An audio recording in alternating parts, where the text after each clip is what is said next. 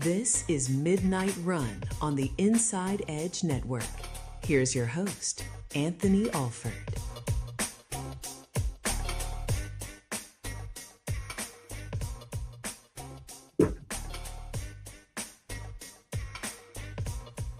It is almost criminal.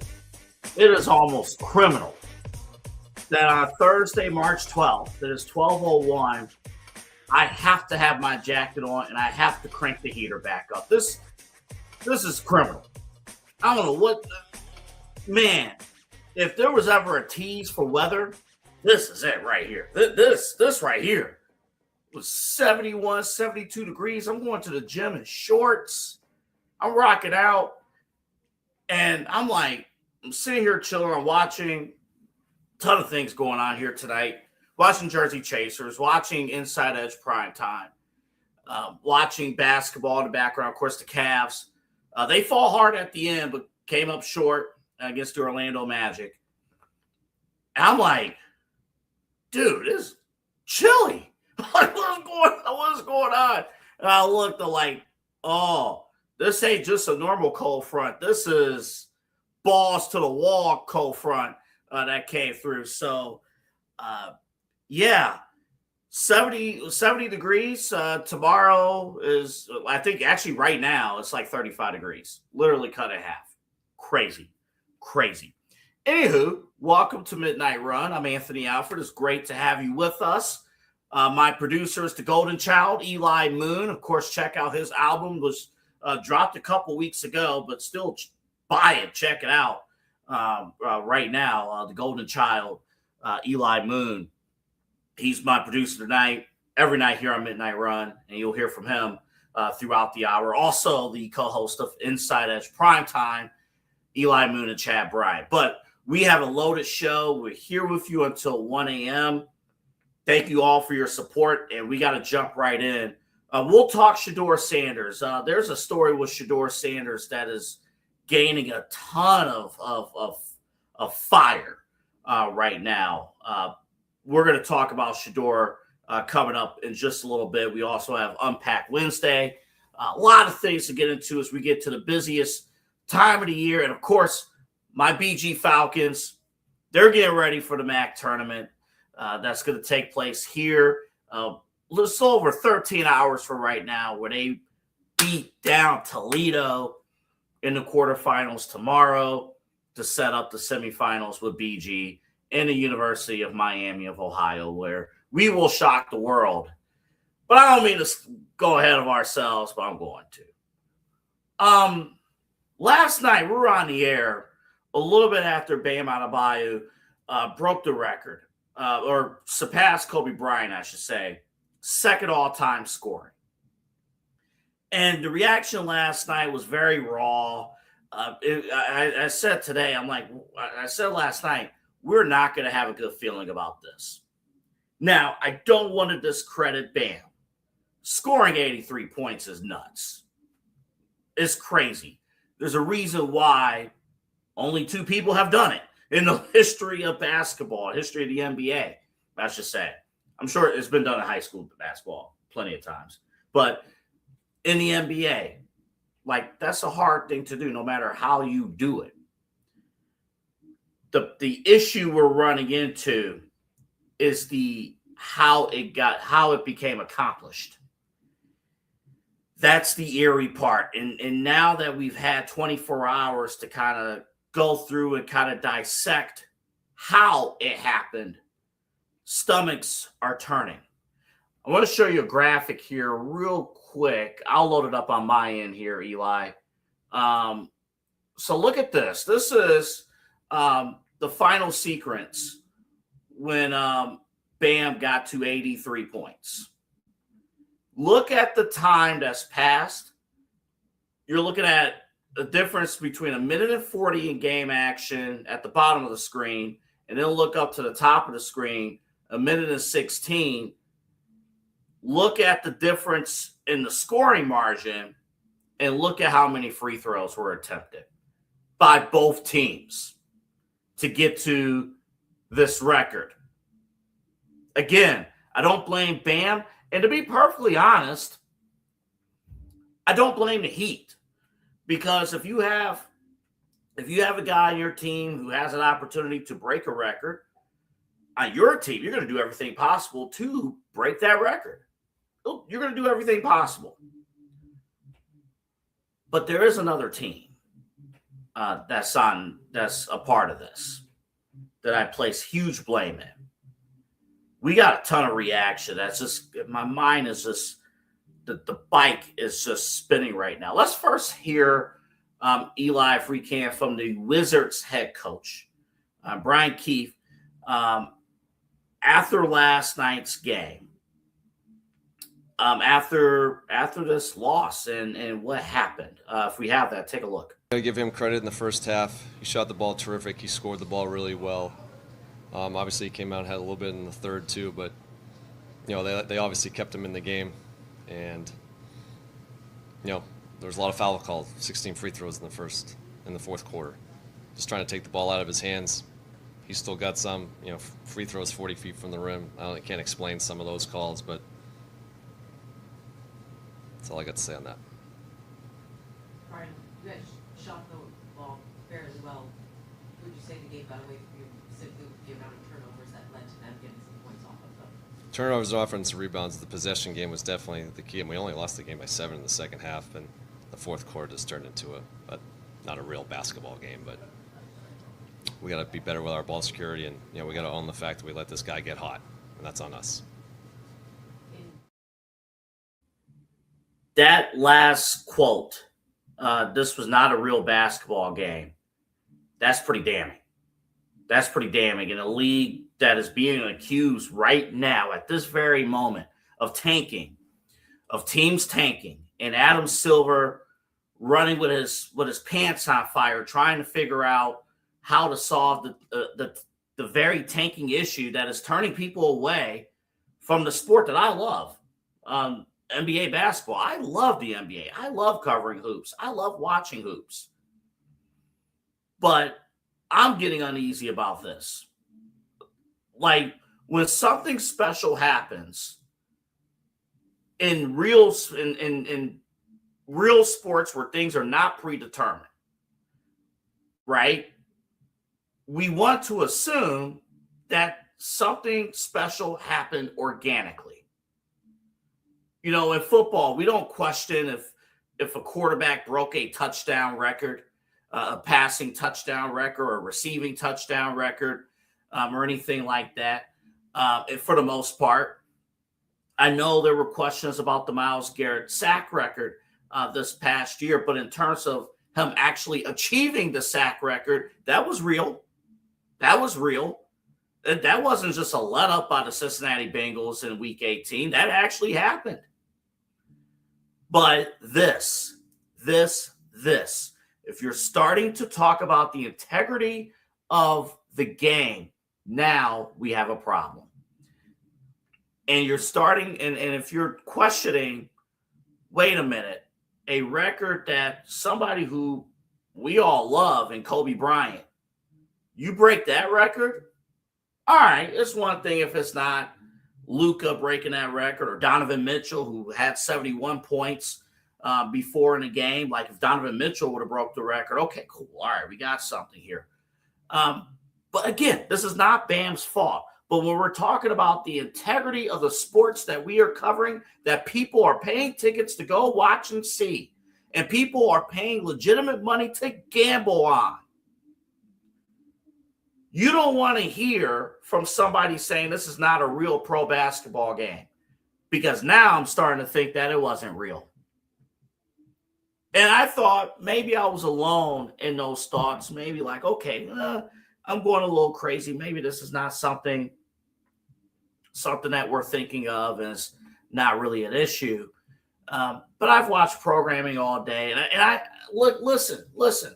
I want to be one, because I love basketball. I want to be one of those guys who celebrates the game. I know I'm not a hooper.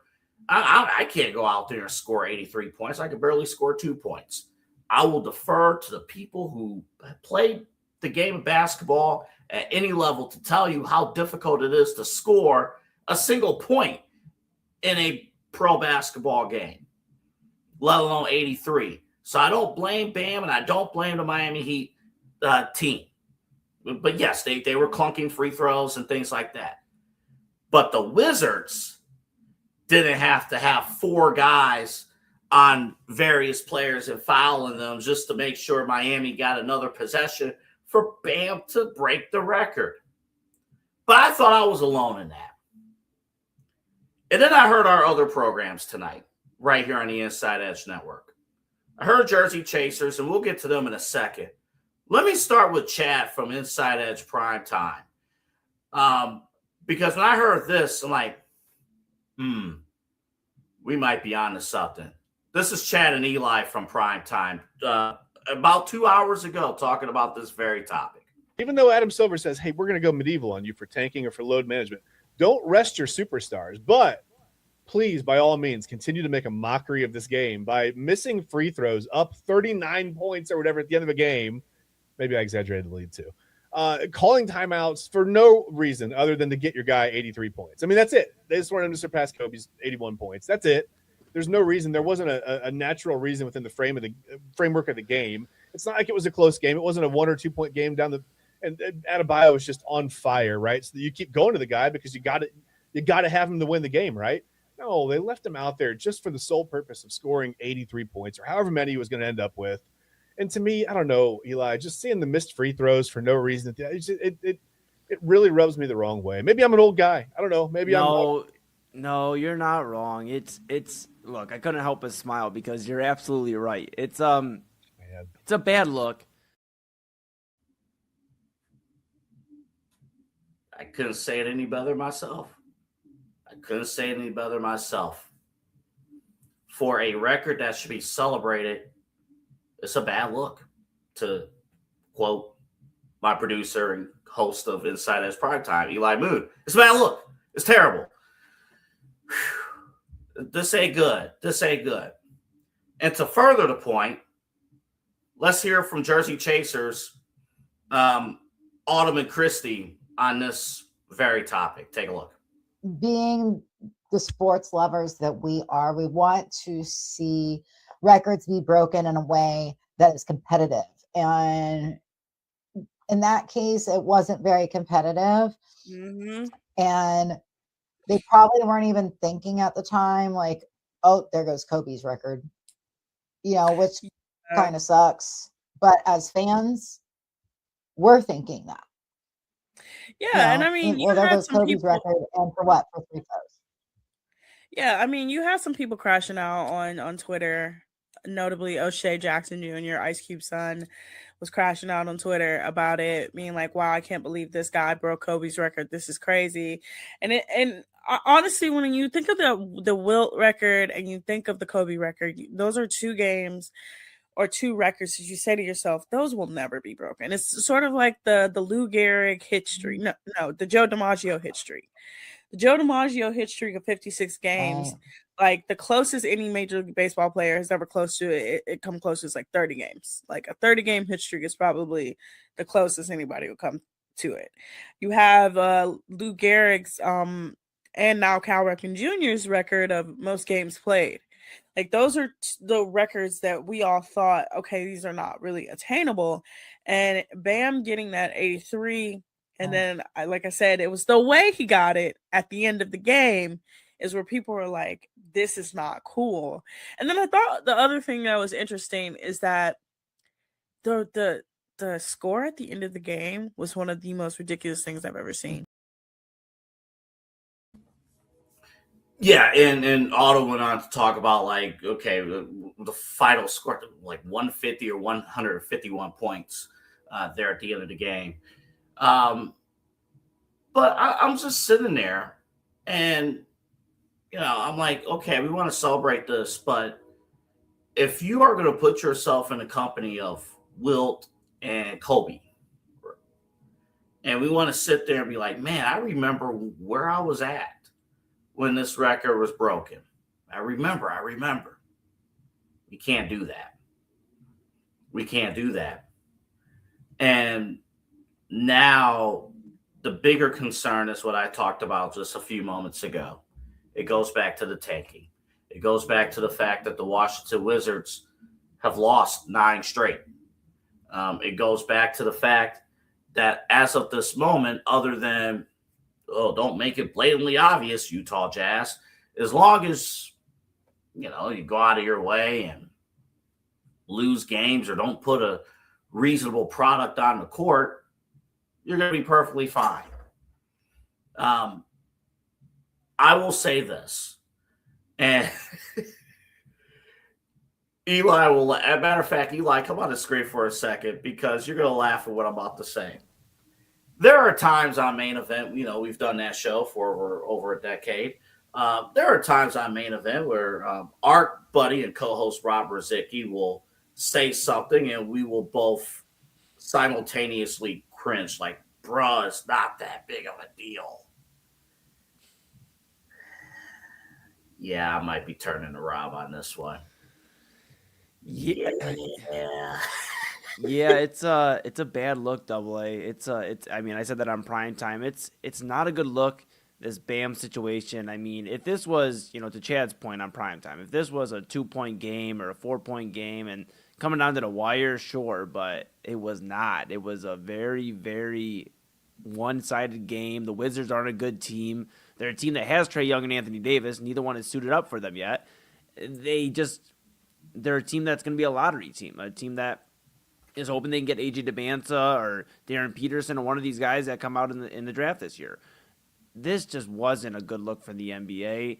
And in a league that's already dealing with the Utah Jazz situation where they should have more wins than they do, and they've been trying to stay within that top 3 of Tankathon, it's just not a good look. And there's so much good stuff with the NBA. I mean, there's a lot of young stars. There's a lot of promising teams. The OKC Thunder should be one of the biggest stories in sports just because of how they did it, the homegrown aspect. But instead, we're sitting here talking about 83 points, and it's a bad look instead of we're celebrating Bam Adebayo. This may have been one of the more damaging things for his career instead of a highlight, a moment that propels him to superstardom. That's the worst thing. Thanks, Eli. That's the worst thing. People are going to joke about this now with Bam. Oh, you remember the time you scored 83 points? It's not Bam's fault. But people are going to joke about Eli. That might have been the smartest thing Eli has ever said on this network. People are going to joke about that record to Bam. The only person that, it hurts is Bam. Unless he scored Miami's next game, Bam has to score. Miami's next game, Bam has to score 50. Bam has to score 50. Matter, Eli, can you look up Miami's next game? What is the Heat's next game? Because whoever they face next, Bam has to score 50. End of story. Oh, Milwaukee. Yeah, he has to score 50. And he has to be aggressive about it, and that's that. Yeah, the NBA has to do this is damage control because here's the other reason why this is so bad, such a bad look. The way I found out, again, I don't think Eli and Chad will mind me saying this because they said it on their show. I don't think they had a set of eyes on the Miami Heat last night. I don't think they were paying attention to the Miami Heat game. And I wasn't paying attention to the Miami Heat game. The game of the day last night was the Celtics and Spurs. That was the game that was on NBC. And I remember flipping back to NBC. I think they were in commercial. I flipped back and I looked. I'm like, why is the Miami game on? I had no idea what happened. I thought, oh, crap, maybe I'm like, is it halftime? No, it's 10 o'clock. No, halftime already happened. Is there like a arena delay in San Antonio? Did the power go out and NBC had to go to backup programming? I had no idea what happened. And I just kept seeing this random Bally Sports broadcast. And all I'm seeing is free throws from this random Wizards Heat game. And, all of a sudden, Bam Adebayo, he broke Kobe's record. Oh, okay. Okay. Here's my solution. First of all, the Wizards head coach should be fired. Like, honestly, that's kind of a fireable offense. I know he's a young guy. I think this is his second season with the Wizards. I had to actually do research on the Wizards. They're that irrelevant. So they should be fired.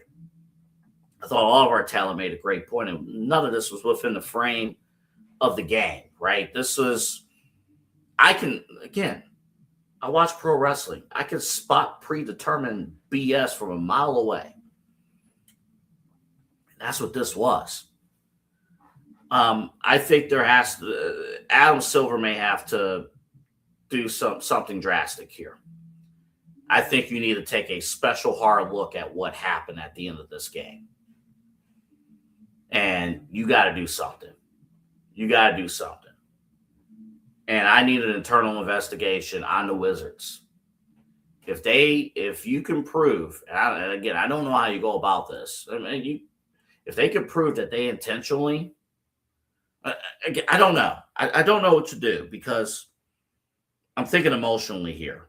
I really am. And I know we got a break here in a few seconds. I'm thinking very emotionally here. Because I honestly, for that performance, I want them to lose all their draft picks. I'm just going to be honest. I want them to lose. I want them to lose their draft picks. Like, you ruined something special. That record was something special. And the Wizards effed it up. They effed it up. You know, baseball is very protective of records and things like that. I don't know if basketball is overly protective of records like baseball, but that scoring record meant something to a lot of people. And because of this gimmick, they effed it up. Kobe Bryant will still be Kobe Bryant. Wilt Chamberlain will still be Wilt Chamberlain. They're going to be fine. But when Donovan Mitchell has 71 points, that was a special night because he didn't break the record, but he was close. And Donovan Mitchell actually had to score those points to win the game for the Cavaliers, and it happened naturally. When Luka scores those points, Stephen Curry scores those points, that mattered. What happened last night was a gimmick. And that gimmick ruined one of the special things that the NBA had and for future players to shoot for. Oh, now we're just going to crank up free throws. And the worst part about it was, from Bam's performance, the first half did come naturally. He had 43 points at halftime. It came naturally. 30 points in the first quarter. But just like Coach Keefe said, the Wizards head coach, in the fourth quarter, it wasn't a real basketball game. And because you wanted to tank, and because your organization doesn't take basketball seriously, and you're stealing money away from DC residents, you ruined one of the special things that the NBA had. And it was that scoring record. Unreal. I need some good candles. I need to calm down after that hot first segment. And the crazy thing, I told you, it is cold now outside.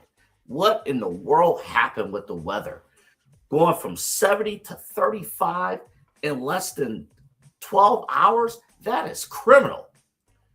But if you still want a reminder that spring is on its way, spring technically kicks off in over a week. We're in March Madness season. AlleyRoseFragrances.com. AlleyRoseFragrances.com.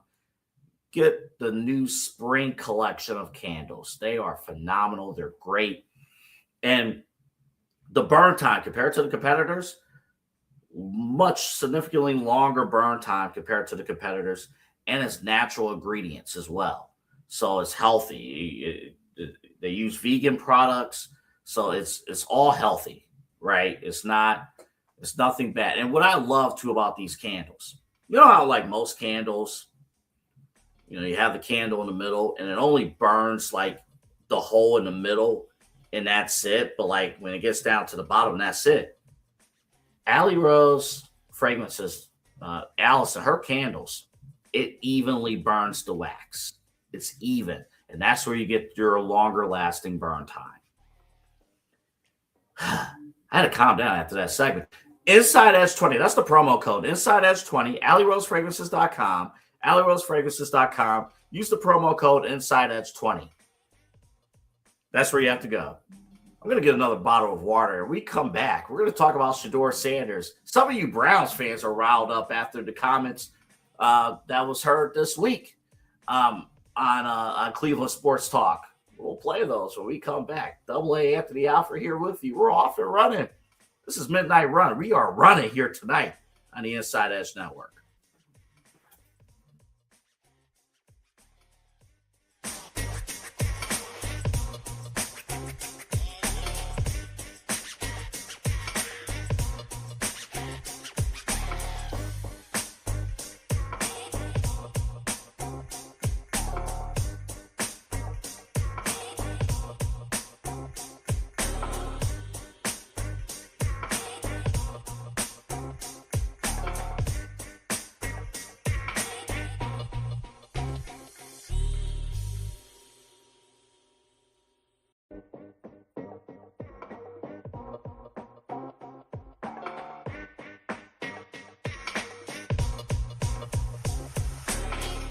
This is Midnight Run on the Inside Edge Network. Here's your host, Anthony Alford.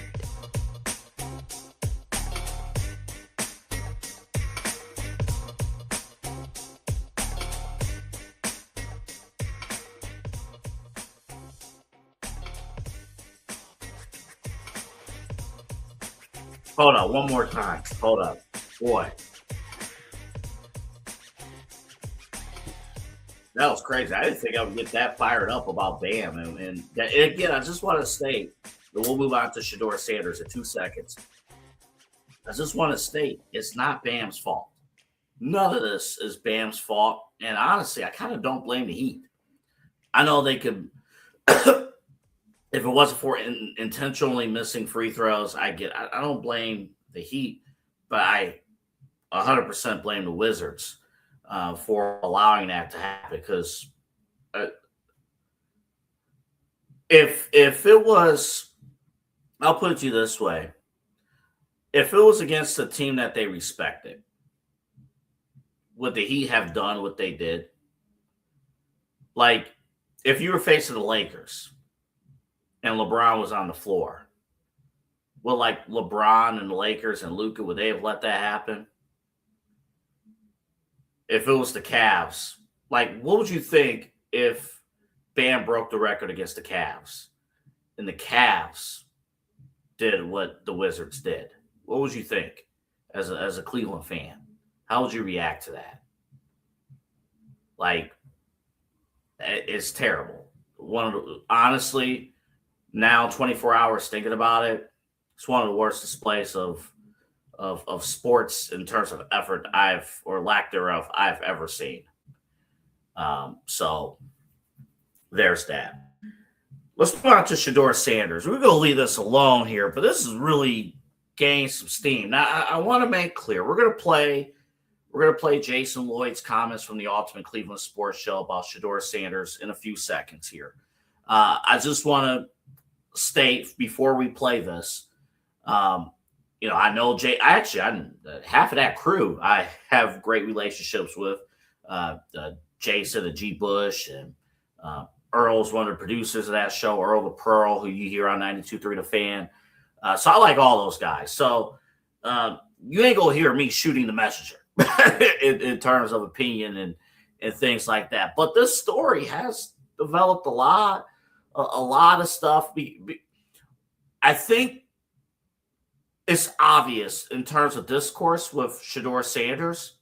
It's kind of playing out kind of the same conversations that we have had with Baker Mayfield when he was here, except we're at the early stages of that conversation. So without further, if you haven't heard it yet, let's play it for you. This is courtesy of WKYC and the Ultimate Cleveland Sports Show, Jason Lloyd, on what he's hearing inside the building about Shedeur Sanders. If you just do that, why couldn't you do that and just play Shedeur then? Here's because the thing. If the 27 was Here's the already thing. big This is the spot that I'm in, I think, with Shedeur, is I've talked to enough people and heard so much about him that's not very good. So what am I supposed to do with that? Am I supposed to play dumb and just come in here and be like, yeah, play the kid, let's give it a shot? When you hear over and over and over again, doesn't really watch a ton of film, had to kind of be shown how to watch film, doesn't know when he's hot, doesn't know what he's looking at in coverages. Am I supposed to ignore all that? No. So that's what leads me to some of the decisions that I've come to. And then when you look at the data, it is what it is. And he didn't play well. So people want me to just ignore all of that because, well, it's Shedeur and it's a 5th-round pick. And hey, if they hit on a 5th-round pick, it erases Deshaun. All of that is true. But when you're told things over and over and over by different people, it's not one person, it's different people all saying this. You just expect me to just ignore that? No. And not take it into account? So that's what's led me to this decision. And again, that's Jason Lloyd. You see G. Bush having the bull there on Ultimate Cleveland Sports Show, courtesy of them and WKYC. And again, those guys do a great job on that show. And I love the passion of talking Cleveland sports and things like that. Let me just say this. I think very highly of Shedeur Sanders. Very highly of Shedeur Sanders. The reason why we are not in a position to draft a quarterback early in this draft was because Shedeur Sanders won a few games at the end of the season that he had to win. I get it. We had Mac Robinson, 92.3 The Fan personality, on our show a week ago. And he mentioned that there are extreme highs and extreme lows with Shedeur. I get it. I understand it. We all seen it. And we covered it here on the Inside Edge Network through our programming. So I'm not sitting here denying that. And I am also of the understanding that Todd Monken and Andrew Berry, I think they have 1 year, fair or unfair, and a lot of it's unfair, but 2027, I'm a firm believer that 2027, we're going to see a hard reset across the league in terms of quarterbacks available through the draft and through free agency. So I say all that to say this. It is up to Shedeur Sanders and Shedeur Sanders alone to prove Jason Lloyd wrong or right. Fans here in Cleveland, we get very, very emotional about criticism. We just do. If we like a player and we hear criticism of said player, we get very emotional. I get it. That's part of the game. That's part, and that's sports across the board. I still have Celtics fans on TikTok blasting me for my Jaylen Brown take, even though I wasn't wrong about him getting thrown out of the effing game last night. Suck on that. Anywho, back to Cleveland sports. And yes, I was wearing the Cavs shirt because, yes, Inside Edge Network is proudly based here in Northeast Ohio. So y'all can... Back to Shedeur Sanders. Honestly, that's kind of what Shedeur Sanders needs to prove to those inside the building that Jason Lloyd is talking to. He doesn't have this job locked up. Now, is it a success story to the point of 5th-round draft pick, having an opportunity to start? Sure. But we know the story of Shedeur Sanders. Shedeur Sanders was in prime position.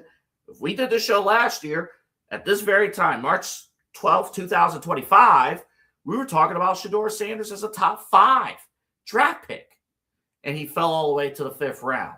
A lot of background noise in terms of how that happened, but we are way past that now.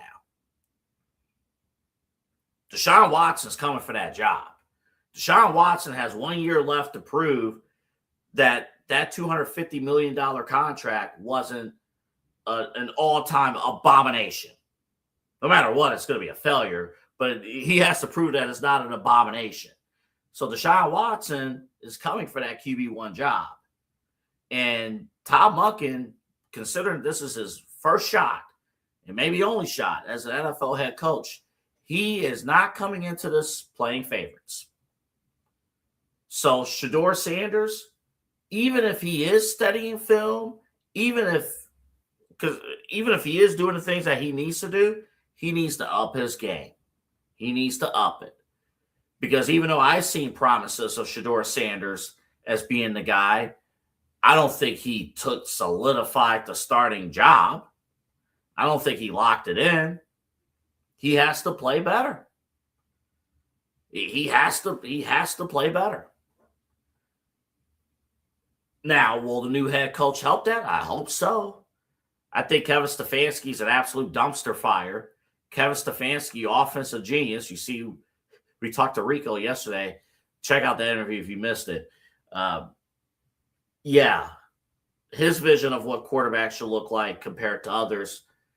I think, I'm going to be honest, I think both Shedeur Sanders and Deshaun Watson are going to look fantastic compared to years past during training camp under this new offense. But Shedeur has to take it. He has to earn this job. A few things that we need to see from Shedeur Sanders in particular. We talked yesterday. There needs to be more talent around him, first of all. Offensive line. So we have seen the upgrades with the offensive line. By the way, kudos to Joe Patonio. He's the loyal Cleveland Browns to the point where his contract void, he did not inform the Browns whether or not he was going to retire or not. So the Browns have inherited $23 million in dead cap. Yeah, loyalty in sports. Don't you love it? Anywho, offensive line, building the upgrades there, that's going to be huge. I said last night, I'm kind of locking in on this, especially if Patonio does return. I think you have to go receiver at 6. I think receiver at 6, now that you are building that line, you got to have that dog as your wide receiver 1. Now, me personally, I have not done enough draft prep to determine whether that should be Tyson or Tate. I will leave that to our draft experts. Of course, the Commissioner's Couch podcast with Ryan Mosser, David Calhoun, that comes on tomorrow at 7 o'clock here on the Inside Edge Network, across all of our platforms at Inside Edge Net. They have full breakdowns of that. But ultimately, Shedeur, he has to be confident in his decision. He is confident in his decision-making. He's too confident in his decision-making, and that's why he's thrown some of those picks. But continue to drive down the field, continue to build up your arm, and yes, smarten up in the film room.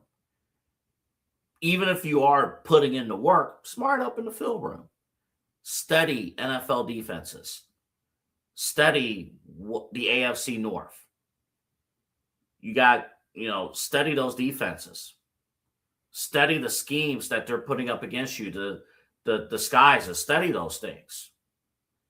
Utilize your coaching staff.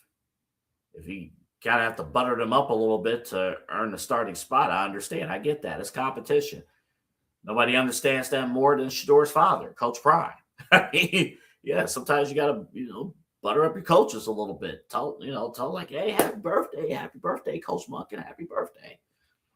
I'm working. Then actually put in that work. I love, again, like I said before, I love the passion of Browns fans. I'm cool with Pratt. I'm right there, lockstep. In most cases, I'm on the front line of passion.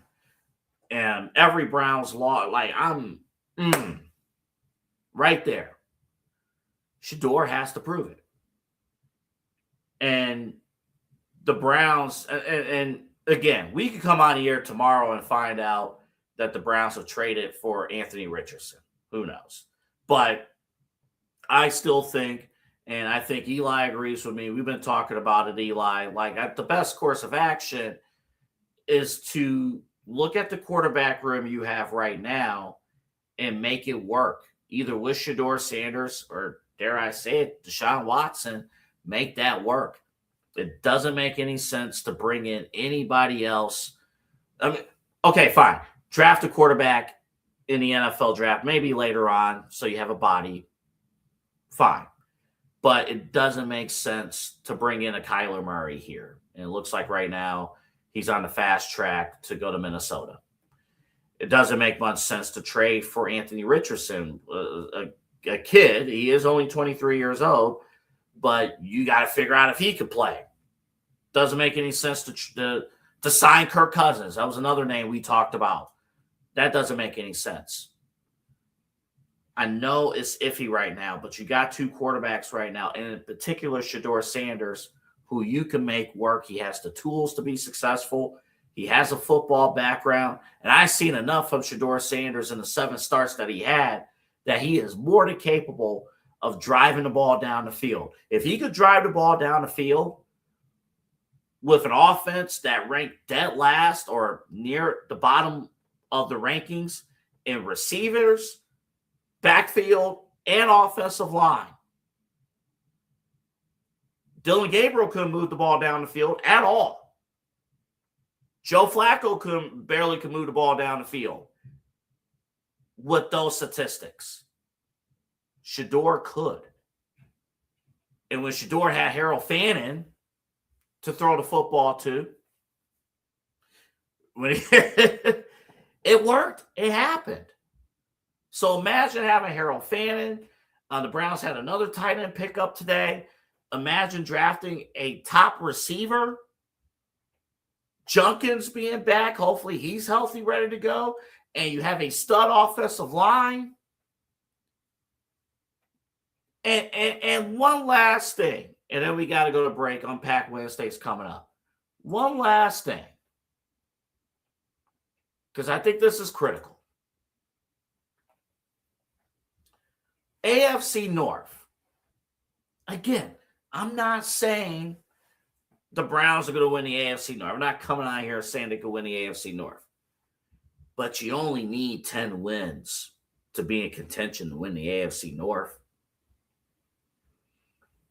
Shedeur has a golden opportunity here. A golden opportunity. He deserves 17 games to make that happen. And on the flip side of Shedeur, if Jason Lloyd is right about Shedeur Sanders, then Deshaun Watson will get those opportunities. So there you go. Unpack Wednesday's coming up in just a moment. First, BA Sweeties.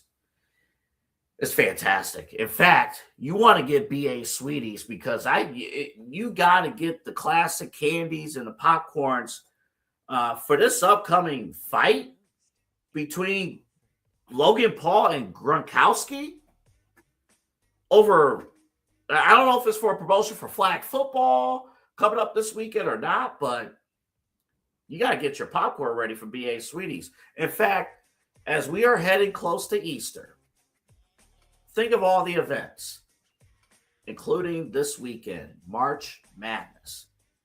And I know where I'm going tomorrow. I know what I'm going to be snacking on while I'm watching Bowling Green take down Toledo in the MAC tournament tomorrow afternoon. I'm going to BA Sweeties. I'm getting some popcorn. I'm getting some good, tasty popcorn from Sweeties. Humphreys, Olympia Company, all that stuff. It's the largest candy store in North America. Over 75 years of business right here in Cleveland, Ohio, Northeast Ohio, BA Sweeties.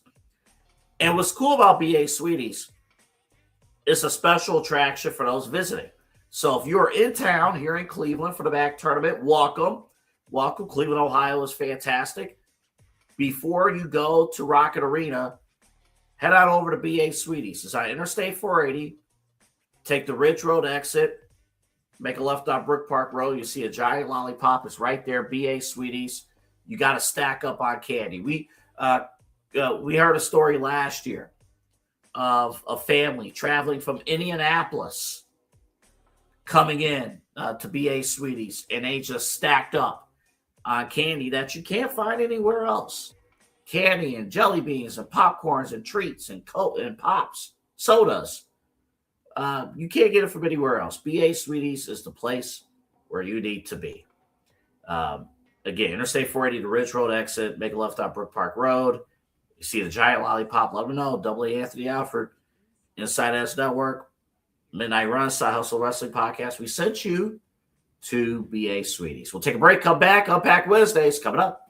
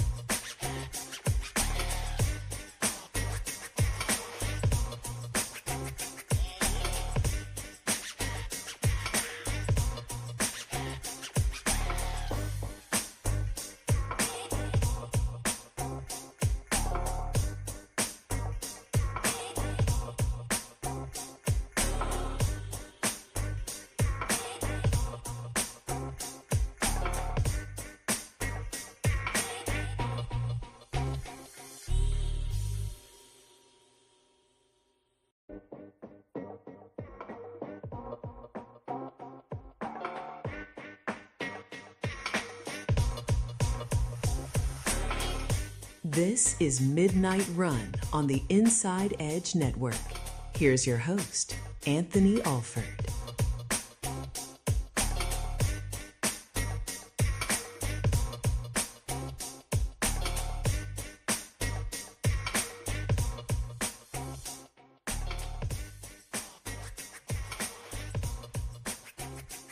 Back here on Midnight Run, final segment of the show. Remember, even though this is my final Midnight Run of the week, this show will be back every week, Monday, Tuesday, Wednesday. We got more programming for you here on the Inside Edge Network. Tomorrow, again, the Commissioner's Couch podcast with Ryan Moster and David Calhoun gets us going at 7. Eli and Chad will be back with Inside Edge Prime Time at 10 o'clock.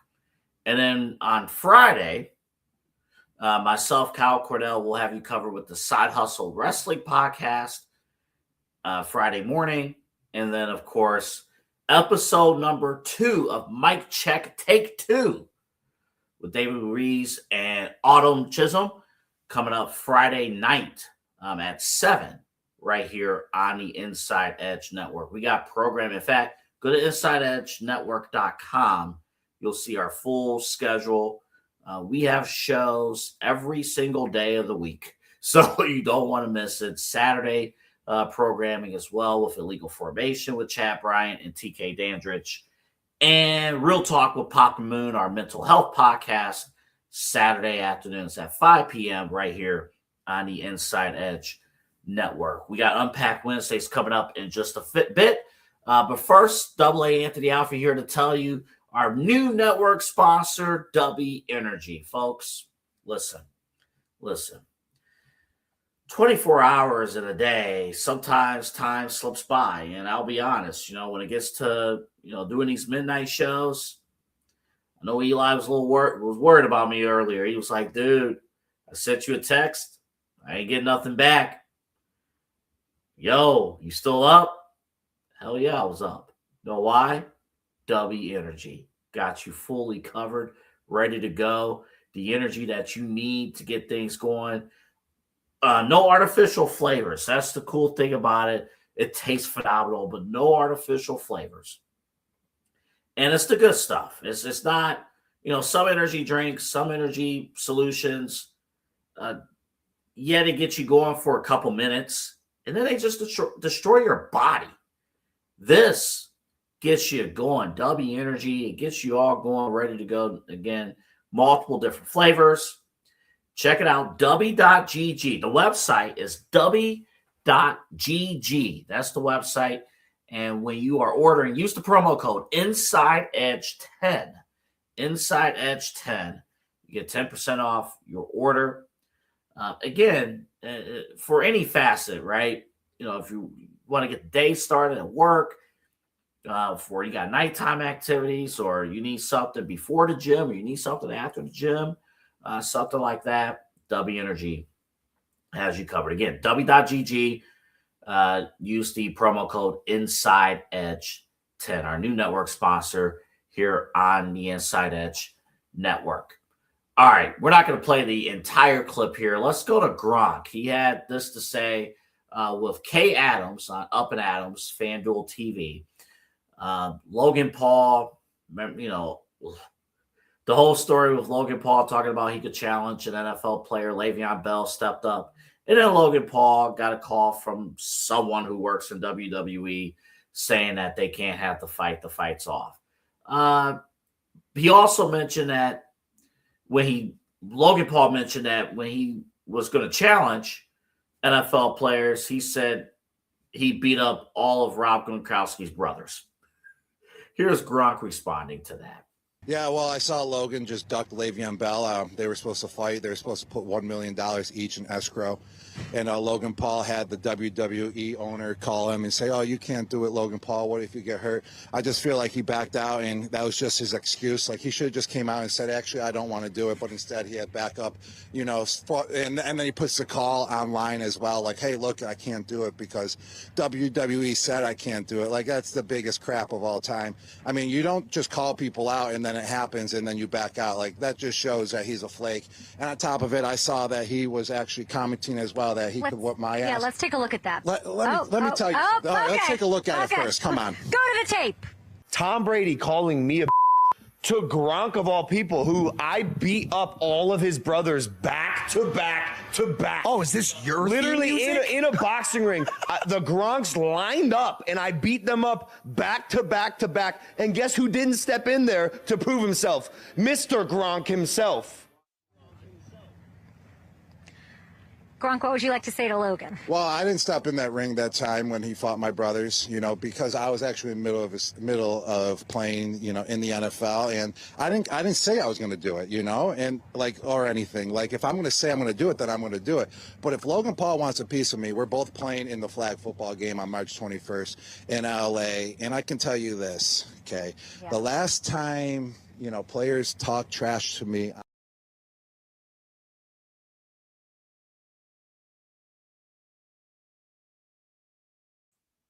I muted myself. My bad. I was all locked in. I'm ready to go. Like, let's go, let's go, let's go. Oh, this is a promotion for flag football. The hell out of here. The hell out of here. Smart business, though. I dig it. Smart business. That's good stuff, though. That's good stuff. So are we going to have flag football, or is this game designed to line people up to fight Logan Paul one by one? Are we going to see a flag football game, or are we going to see Logan Paul fight Gronk and fight Tom Brady in the middle of the room? You know what I want? Eli, you know what I want? I want XFL style. The coin toss, the scramble for the coin toss. But instead of the scramble, they throw hands. Whoever's dropped, they don't get possession of the football. Eli, do you like that? Did I sell it to you? I love it. I'm here with you. we're in full lockstep together, brother. I was sold on Gronk's promo too. I know we're right up against it here, so I won't take too much of your time here. But man, I was sold on it, and then yeah, flag football. Flag football, man, unreal. You had me. You know the effed up part? It worked. I actually am going to watch the flag football game. It actually worked. Dang it, it worked. All right. Eli, we're going to pull an audible. Play Rousey 01, the shorter clip.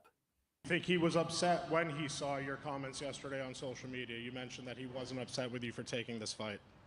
Oh, he knows the White House card sucks. Like, he knows that they were pushing this for over a year, and it fell extremely short of expectations. I mean, he was so upset about it. He was talking about a fight falling out the day before. You know, it's I can guarantee you he's not happy with it either, and he's the one that taught me through example to speak my mind. So that was Ronda Rousey. Credit to Netflix for that. That was Ronda Rousey in her press conference yesterday, promoting her fight coming up in May. And yeah, the UFC is loaded with a ton of problems right now. You got Conor McGregor quote tweeting Ariel Helwani, just pretty much saying like, "Hey, Conor kind of benefited with timing." And it's just amazing. If I told you, and then also John Jones saying we negotiated with the UFC to work on a fight. And for Dana White to say that John Jones is done, no, I'm not done. You're not paying me. And so this is where things are getting very dangerous here, because Jake Paul, you always think back to moments that could flip the script in terms of sports leagues. This could be an opportunity where Jake Paul, if he runs a legitimate MMA promotion, could flip the script on the UFC. Because imagine, you already got Ronda. She just has to look decent. She doesn't have to look like a goat. She just has to look decent. But if you have Ronda, you're willing to pay her. Imagine... I don't even know Conor McGregor's contract status with the UFC, but what's stopping Jake Paul from throwing, and Netflix for throwing a ton of money at Conor McGregor and say, come on over, fight for us, we'll pay you, and more people will see you. Whew, I think you got something there. And then John Jones, opening negotiating. You can have Ronda Rousey, John Jones, and Conor McGregor fight all for Jake Paul in the MVP promotions. So you could have that. That's crazy. Real quick before we wrap, we did see this story with the NFL.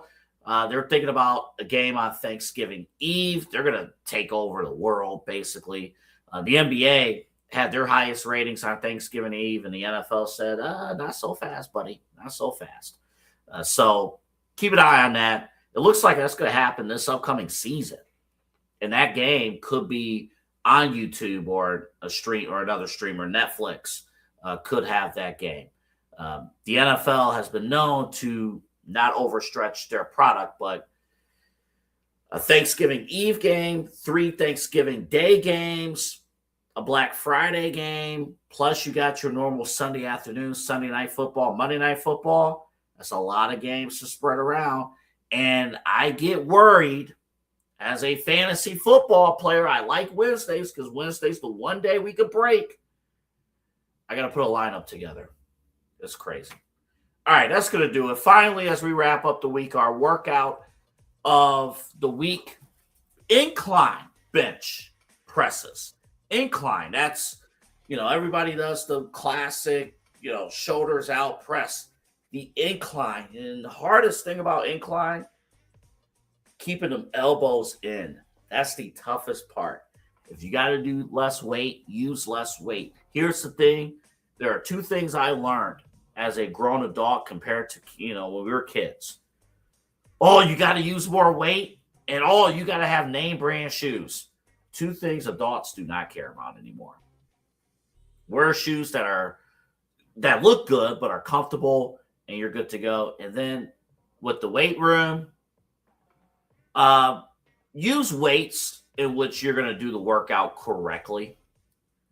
Bad habits, bad form, bad habits lead to bad form, and that leads to injury. You don't want that. Eli, great work. The Golden Child. Eli, real quick before we end the show, how can people find your album again? Yeah, they can just go right to the social there at the Man They Call Moon. It's in my bio. It's $10. Purchase it. Just going to help me get to Texas next week. Thrilling Texas Festival and so much more. Haley, we're the movement, man. The collective, we are rocking and rolling. Inside Edge Network, we're rocking and rolling. AA. Man, what a great day to be alive. Yeah, it definitely is. Thank you again, Eli, for all your hard work. Thank you all for watching, your support, love. None of us here at the Inside Edge Network could be doing any of this without your love and support for watching all of our shows. We have like 3,000 shows on this network, and you watch all of them. And thank you for doing that. Thank you to our sponsors. Thank you to Pete and everybody. Pete runs all this as well, so thank you to everybody. It's 1 o'clock. It's 1:02 now, so it's time to go to bed. It's time for y'all to go to bed. And when you wake up tomorrow morning, get your W energy drink. You'll get your day going on a Thursday where it's frigid and cold. I'm sad now. Good night.